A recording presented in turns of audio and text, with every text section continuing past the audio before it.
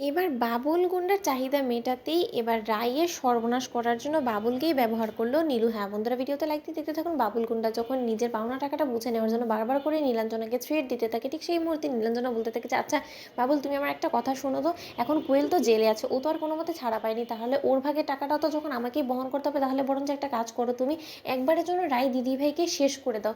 রায় দিদিভাইকে যদি তুমি একবার শেষ করে দিতে পারো, তাহলে নিশ্চয়ই তুমি যখন এই গিফটের ডিডের মধ্যে সিগনেচারটা নিয়েছো, সেটা নিয়ে নতুন কোনো রকম কোনো প্রবলেম ক্রিয়েট হবে না। কারণ যার সিগনেচার তুমি নিয়েছো সেই তো আর জীবিত নেই, তাহলে সে মরে যাওয়ার আগে যার নামে এই পেপারসের মধ্যে সিগনেচারটা করে প্রপার্টিটা ট্রান্সফার করে গিয়েছে, তাহলে তারই হবে, একবারে সমাধান হয়ে যাবে। নয়তো বা এরকম করে এখন তুমি আমার উপরে চাপ সৃষ্টি করলে তুমি কোনো মতে তোমাকে তোমার পাওনা টাকাটা বুঝিয়ে দিতে পারবো না। কারণ এই মুহূর্তে আমার কাছে 2 টাকা অবধি নেই, আমি যে এখান থেকে একটা অটো করে তোমার অবধি পৌঁছবো সেই ব্যবস্থাটুকু আমার করার জন্য অন্য কারো কাছ থেকে আমাকে ধার করতে হবে। আর আমাকে যে জামিনে বের করেছে তার কাছে আমি অলরেডি ঋণী হয়ে রয়েছি, তাহলে আমি তোমাকে টাকাগুলো কোথা থেকে দেবো বলো তো?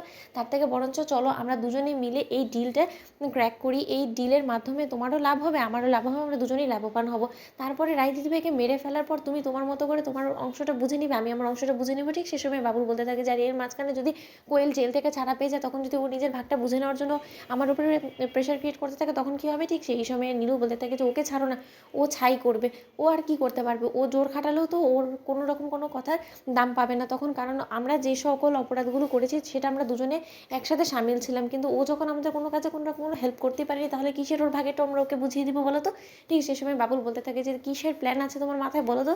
ঠিক সে সময় নীলু বলতে থাকে যে দেখো, আমি ভালো মানুষের অভিনয় করে রাই দিদিভাইকে ভুলভাল বুঝিয়ে ওকে বোকা বানানোর চেষ্টা করব, কিন্তু রাই দিদিভাইয়ের বিয়ের দিন যে কোনো মূল্যে রাই দিদিভাইকে তোমাকে শ্যুট করে ওকে চিরতরে মেরে ফেলতে হবে। আর এই যাত্রায় যাতে কোনো মতেই তোমার বন্দুকের গুলি ওর দিক ছাড়া অন্য কারোর দিকে না চলে, এবং আমাদের নিশানাটা কোনো মতে যাতে মিস না হয় সেই দিকটা তোমাকে খেয়াল রাখতে হবে। তখন বাবুল বলতে থাকে যে নিশানায় একদম পাকা আছে বাবুল, সেটা কোনো রকম কোনো প্রবলেম হবে না, আমার টার্গেট থেকে কোনো মতেই রাই পার পাবে না। কিন্তু তার থেকে বড় কথা, যদি কোনো মতে রাইকে বাঁচানোর জন্য কেউ সামনে চলে আসে, তখন যদি তার উপরে সেই বুলেটটা লেগেছে তখন কী হবে? ঠিক সেই সময় নীলু বলতে থাকে যে যদি বুলেটটা লেগেও থাকে, ভুলবশত সেটা যাতে অনির্বাণ দাদা ভাইয়ের বুকেই লাগে, সেই জিনিসটা তোমাকে খেয়াল রাখতে হবে। কারণ অনির্বাণ দাদা ভাইকে শেষ করা মাত্র রাই দিদিভাই এমনিতেই জীবিত থাকা সত্ত্বেও মৃত মানুষই হয়ে যাবে, তাহলে আমাদের কাজ হাসিল এমনিতেও হয়ে যাবে, সেটা নিয়ে আমার কোনো রকম কোনো প্রবলেম নেই। কিন্তু সেদিনই হলো গিয়ে আমাদের যা করার করতে হবে, এরপরে কিন্তু আমরা এরকম সুবর্ণ সুযোগ কোনোদিনও পাবো না। কারণ অনেকবার চেষ্টা করেছি আমরা, অনেক কায়দা করে রাই দিদিভাইকে সরিয়ে ফেলার, কিন্তু কোনো মতেই যখন রাই দিদিভাইকে আমরা শেষ করতে পারিনি, তাহলে এভাবেই না হয় হোক।